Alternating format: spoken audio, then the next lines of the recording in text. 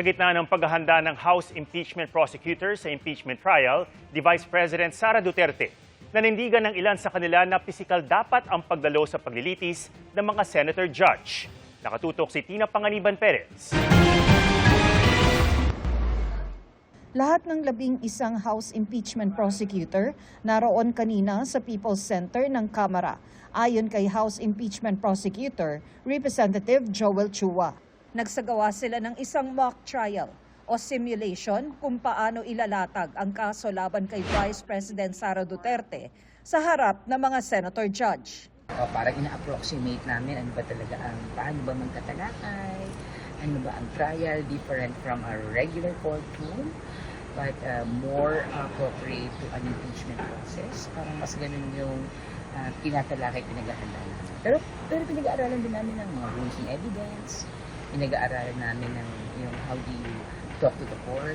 May ilang private prosecutor na tumulong sa kanila. May mga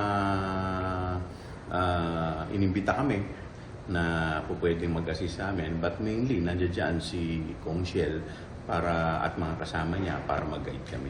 At sa gitna ng mga hakbang ng majority senators na baguhin ang kanilang rules para payagan ang teleconferencing para makaparticipate pa rin ang mga senador kahit wala sa plenaryo, nanindigan ang ilang miyembro ng House Prosecution Panel na sa Senate impeachment trial dapat physically present ang mga senator judge.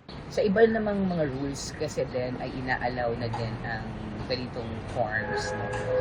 Pero ibig sabihin ng assumption ay hindi ito yung sobrang sensitibo kaso na kailangan nakikita mo yung testigo, kailangan na evaluate mo, may pagkakataon din ang judges na magtanong para sa kanilang sariling pag-unawa.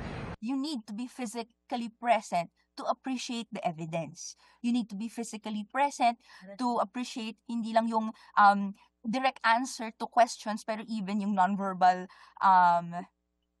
language, yung kanyang gestures na sa punot dulo bubuo ng mas complete picture sa senator judges, tutulong sa kanilang sa discretion.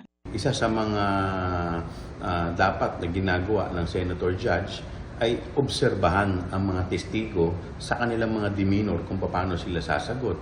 Dahil dito makikita kung sila ay ang testigo ay nagsisinungaling o hindi. Tina Panganiban Perez, Nakatutok, 24 Oras.